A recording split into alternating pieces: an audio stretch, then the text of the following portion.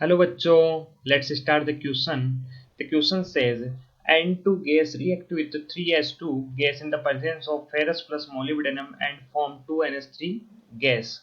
ठीक है, Haber process यहाँ पे हो रही है, Haber process. Molybdenum is used as, मतलब यहाँ पे पूछा गया कि जो मोलिब्डेनम है वो किस तरीके से यहाँ पे यूज किया जाता है. ऑप्शन ए है a catalyst, option B a catalytic promoter, option C an oxidising agent and option D as a catalytic poison. ठीक है, हमें चार ऑप्शन दिए गए हैं और हमें ये पूछा गया जब N2 की रिएक्शन 3H2 के साथ में करवाई जाती है और हमें NH3 का फॉर्मेशन यहाँ पे होता है तो मोलिब्डेनम यहाँ पे किस तरीके से यहाँ पे यूज किया जाता है, मतलब कि एज ए कैटलिस्ट यूज किया जाता है या फिर as a catalytic promoter use किया जाता है या फिर यहाँ पे एक ऑक्सीडाइजिंग एजेंट की तरह बिहेव किया जाता है या फिर कैटालाइटिक पॉइजन की तरह यहाँ पे ये बिहेव करता है मोलिब्डेनम. तो सबसे पहले हम यहाँ पे की कंसेप्ट लिखते हैं.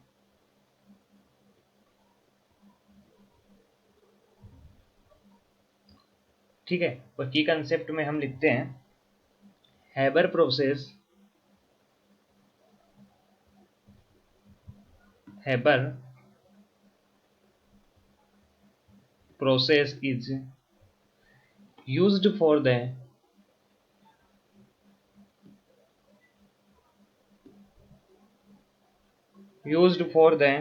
Manufacturer of ammonia.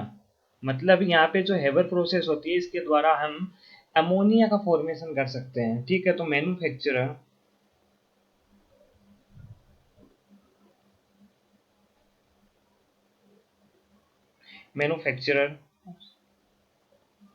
ऑफ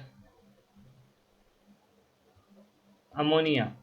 ठीक है, इसके द्वारा हम किसका फॉर्मेशन करते हैं, अमोनिया का. और हम ये भी लिख सकते हैं ये एक आर्टिफिशियल प्रोसेस होती है नाइट्रोजन फिक्सेशन की. This is an artificial an artificial process of nitrogen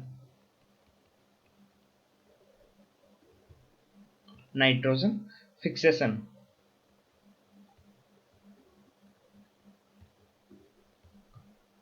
जब यहाँ पे रिएक्शन करवाई जाती है N2 की प्लस 3H2 के साथ में और हमें क्या मिलता है 2NH3, तो हमें यहाँ पे क्या दिया गया है कि एक तो मोलिब्डेनम यहाँ पे यूज किया जाता है और फेरस यूज किया जाता है. Molybdenum plus ferrous plus molybdenum. तो यहाँ पे जो फेरस होता है वो यहाँ पे कैटलिस्ट की तरह बिहेव करता है. ठीक है, यूज एज कैटलिस्ट,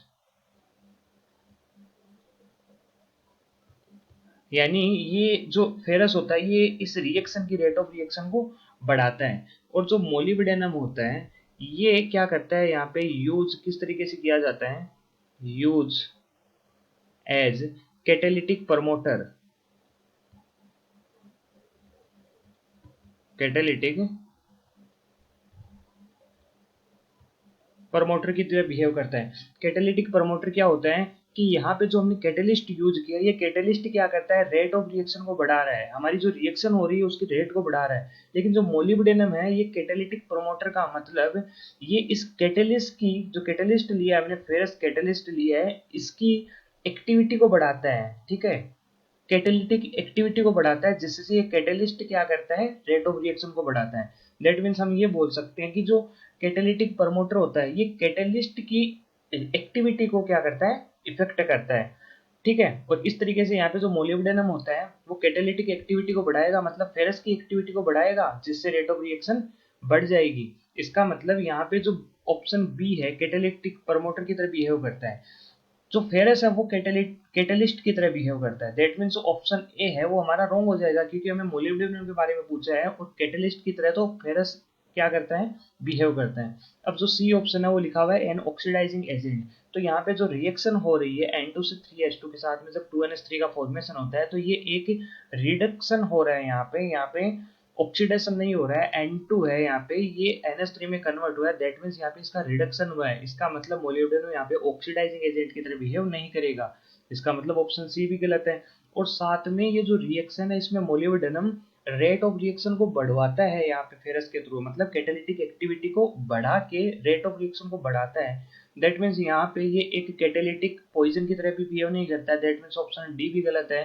इसका मतलब हम बोल सकते हैं option B is the correct option. Okay, I hope you understand. Thank you.